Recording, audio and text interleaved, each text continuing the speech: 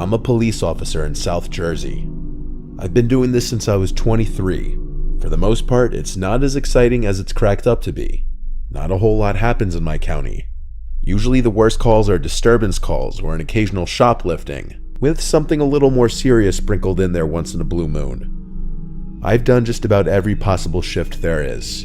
I did my time on the night shift, and there were definitely some weirder calls during the night shift than the day shift. But this one time I was working the night shift, I didn't get any calls. I was just cruising on a quiet road with no streetlights and woods on both sides. I saw the reflection of taillights suddenly approaching on the right-hand side of the road on the grass. As I got closer, I saw that the driver's side door was open. I started to veer onto the grass as I slowed down, fully planning on getting out to see if the driver needed assistance. I saw someone step out of the car, stand by the door for a second, then started to run into the woods. I radioed the codes for a suspicious person or vehicle, then got out of the car with my flashlight on and my hand on my holster just in case. In this situation, I had to expect the worst. I got to the front door of the car and looked inside, half expecting to see someone else sitting there, but the car seemed empty. There was a seriously foul odor emanating from inside the car though. It smelled like a rotting animal. I called out to the woods, asking if anybody's there and needs assistance, and I stepped to the tree line, waving the flashlight around. I went back to the car to take a closer look inside the passenger side. There were multiple bloodied tissues and paper towels on the floor on the passenger side, as well as the rear seats. They were soaked in blood. The entire papers were dark red. At some point while looking inside the car, I heard footsteps inside the woods. I spun around with my flashlight and yelled, "Come out of the woods." I didn't see anyone. Someone was hiding in there, and that was confirmed when I heard a deep voice somewhere beyond the trees and shrubs. I had no idea what the voice said. I responded saying, "Show yourself, are you hurt?" I prepared to unholster my gun as I walked a little closer. I repeated myself, asking, "Are you hurt?" No response. The voice I heard before didn't sound like a person in pain bleeding out. Additionally, why would they run into the woods upon seeing a police car? Something was way off. I went back to the car and requested assistance. I noticed as I investigated the car further that it had no plates, and when I went back inside of the rear, I found something that made me almost puke from shock. There was something heavy wrapped in bloodied paper towel. I unwrapped it with my gloves on to find a severed hand, and it took me a hot second to realize what it was, because it was completely dark red soaked in blood. Now this situation went from a 5 to a 10. I radioed that there was a possible murder and needed backup. I now put my cruiser's lights on to help other officers more easily identify my location. When backup arrived, we did a thorough search of the woods, looking for possible blood trails. Nothing though. There were not even any blood trails leading from the car, which meant that the hand and blood on the tissues I found may not have been from the person who I saw run into the woods. Eventually the canine unit had to come and search for the person. Hours upon hours went into this search, well past dawn, turning up nothing. The vehicle was taken into custody. It had been reported stolen by a resident of a nearby town, who said he had no idea who could have stolen his car. Fingerprints had been collected from the steering wheel, and DNA testing had been done on the hand. There was not a single match to anybody in the database. To this day, there was never any progress in finding out who the driver of that car was, and whose severed hand that was.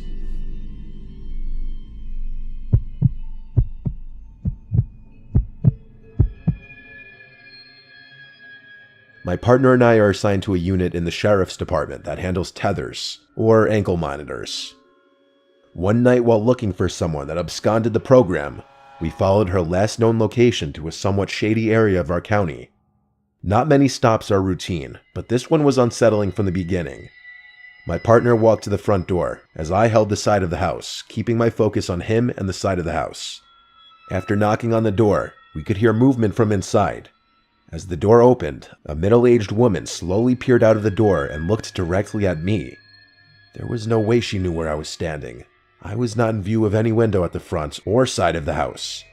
What was strange was that most people would answer the person at the front door, not look at the side of the house first. After a moment, she let us in after we asked if she knew who Camille was, who we were searching for. She mumbled something to the effect that she was there. Things went from 0 to 100 immediately as she dropped to her hands and knees and started scooting on the floor yelling for Camille. This lady had some obvious mental issues, and we figured this Camille was a caretaker of some kind. We both knew the situation was off, but started searching the house.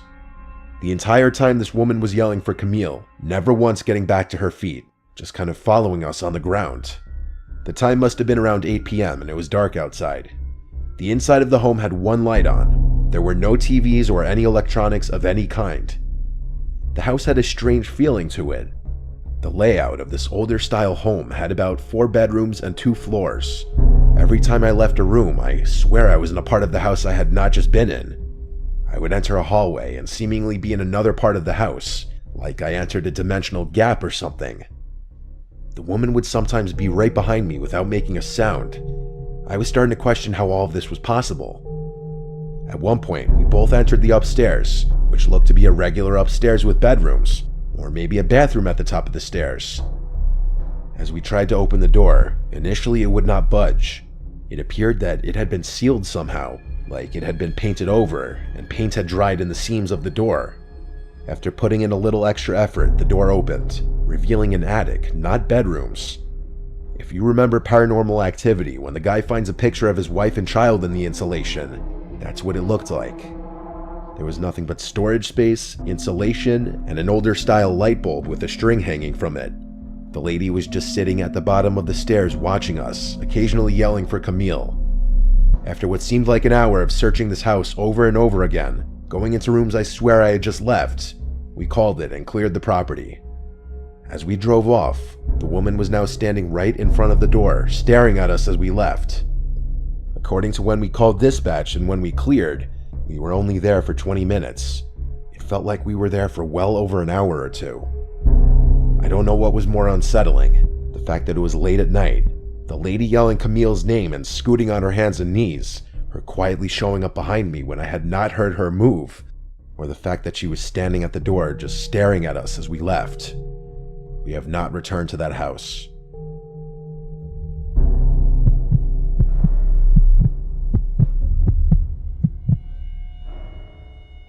My family and I live throughout the middle of Georgia. Not many stories come out of this area, and this one I'm about to share makes us glad of that fact. My cousin, who I'll call Bob, has been a police officer for 5 years. He went into the force bright-eyed and optimistic, I guess like so many do. It sounds corny, but he genuinely wanted to make a difference and help improve the lives of the people in his community. One day, they got an alert from a house somewhere between Macon and Roberta. To hear Bob tell it, it was a place that people had thought was abandoned for years. Gives you an idea of the state the house was in. Anyway, when they arrived, an older gentleman was sitting on the steps outside the front door with his hand in his pockets. Bob and the other officer approached him and were alarmed to see that the man was crying. Well, not crying really, but sobbing, and he was also muttering something to himself about how awful it is. They tried to question the man, but the guy was completely incoherent. It didn't take but a couple of seconds to figure out that the poor guy was traumatized. As his partner called for another car, Bob drew his gun and decided to enter the house. The smell inside the house was overpoweringly rancid. He told me that the kitchen and living room were a total wreck. It was clear the owners of the house were hoarders. Pots and pans stacked damn near to the ceiling, spoiled food all over the table, takeout containers scattered all over the floor. Disgusting. As procedure dictates, Bob called out to see if anyone would answer. Silence.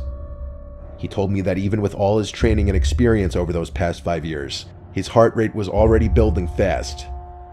Gun at the ready, he checked out the living room and saw nobody was there either. He made his way down the hall where the smell was getting much worse. Just as it all became too much, he covered his mouth and nose and opened the door to what he suspected was the bedroom.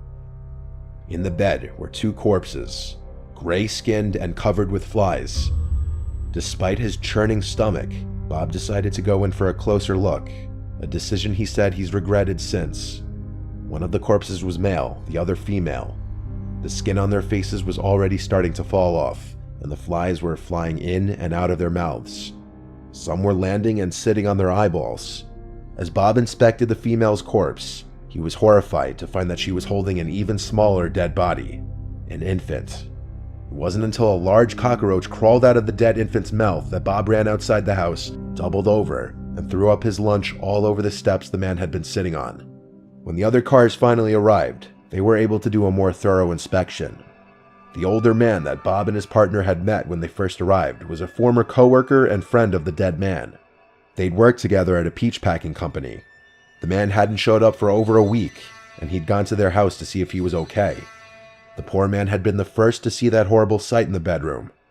The story that they put together was that the wife and husband had at some point become addicted to opioids. After some kind of operation a year or so before, they had started abusing painkillers together, and the addiction grew and grew until they started shooting up and snorting heroin. Their daughter, who wasn't more than a couple years old, had died of neglect. When the husband and wife discovered their baby's corpse, they finally broke completely and decided to end themselves. The coroner found enough heroin in both their bodies to kill them twice over. Bob's still on the force, but he started drinking a little too much after that. He's been going to therapy, and he's since managed to get his drinking under control. But almost every time we talk, he says that he still has nightmares about that poor child's corpse. And in his nightmares, the baby's still crying.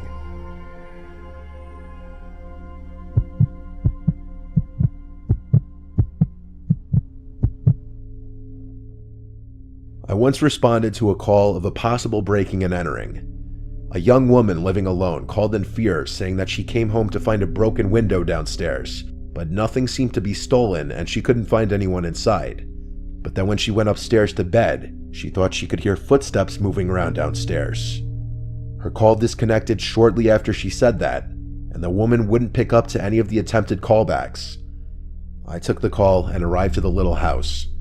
I went to knock on the front door, and after a minute, I gave it another set of knocks and pressed the doorbell. After another minute, I tried one more time, this time banging really loudly and ringing the bell again. When there was no answer this time, I decided to inspect the house. I walked around the house, and I found the busted window. It was a window big enough to crawl through with ease.